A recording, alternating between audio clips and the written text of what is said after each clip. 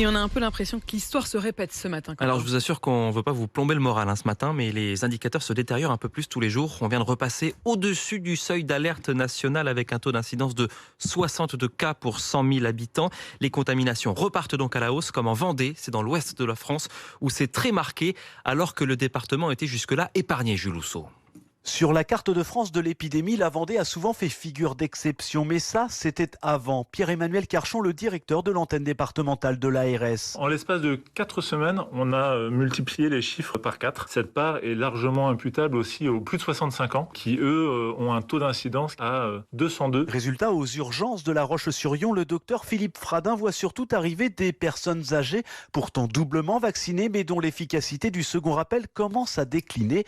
Ici, 11 patients sont actuellement en réanimation. Il y a des patients plus de 65 ans dont la deuxième dose a eu lieu il y a 6 mois ou un peu plus, ce qui justifie ces appels à la troisième dose. Alors on ne peut pas parler encore de cinquième vague, mais vu les chiffres d'augmentation, ça nous fait craindre tout ça. Face à ce sursaut épidémique, un Stop Covid Tour a été lancé dans plusieurs communes comme à Roche-Servière où le taux d'incidence est de 180, alors qu'ici le maire Bernard de Breteau a tout mis en œuvre pour protéger les aînés. Le thé dansant qui a lieu tous les mois, j'avais demandé de le reporter à l'année prochaine parce que je voulais qu'on ait un peu plus de recul. En tout cas, le masque est désormais obligatoire dans toute la Vendée depuis vendredi par décision préfectorale.